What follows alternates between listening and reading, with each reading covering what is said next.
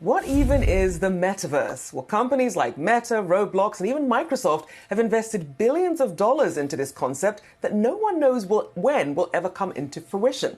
We have Yahoo Finance's Ali Garfinkel with us now, and she spoke to an expert all about this. Ali. Hi, Rochelle. It's great to see you. So I sat down with Cathy Hackl, Chief Metaverse Officer for Journey. She's been dubbed the godmother of the metaverse. And the first thing I asked her was to define the metaverse. Let's just define our terms. And her answer surprised me. Here's what she had to say. I don't seek to define it. I seek to build it. I think that, we're spending a lot of time trying to define it. But if someone wants a textbook definition, right, they have to wrap their heads around the idea that this is the next iteration of today's mobile internet. So the successor state of today's mobile internet is about virtual shared experiences that happen both in virtual spaces, but it will also happen in the physical world. That part just hasn't been fully enabled. It is a further convergence of our physical and virtual lives. And it's kind of the concept or an idea of the internet being more immersive, more 3D, kind of all around us, being more social, more persistent.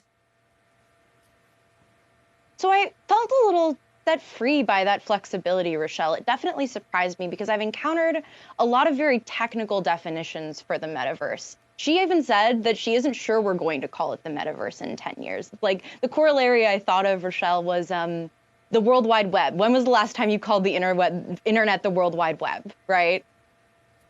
That's true. I guess that'll be a tough break for Meta then, since they changed their whole name because of it. But then a lot of people are wondering then, what will the metaverse actually look like? We sort of get some sneak peeks from some companies, like, say, a Roblox. Cathy's answer also surprised me here, Rochelle. It's not going to just be about products. It's not going to be about the Quest Pro or avatars that are made of legless torsos. Here's how Cathy described it.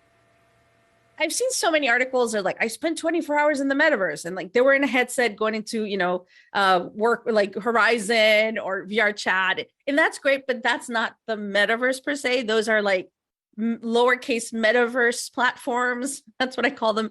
So right now, Kate, accessing the metaverse starts through gaming, being 100% honest, through gaming, through augmented reality. This is the thing. In my mind, we also always think of the metaverse as a place we go to, right? We have to go there or spend time there. But eventually, it's just going to be the internet all around us, right? So it's going to be stuff that we do every day. The reality here is two things that are very important. Is we're moving away from, potentially replacing our phones into potentially some type of wearable like your glasses, potentially with data you're seeing that data. So it'll be all around us. It won't be like a place that we go to. We won't have to necessarily sit in front of our computers, in front of rectangles. So Rochelle, that, right now it's gaming, it's AR. And the analogy I thought of, again, Web 2. Do I live in my Google Chrome browser? Maybe in some ways, but certainly not in others. I mean, you have to wonder if Snap was ahead of the game with the Snap glasses that sort of came and went, if they'd only held on for another decade. Ali Garfinkel, thank you so much for that update. Great stuff.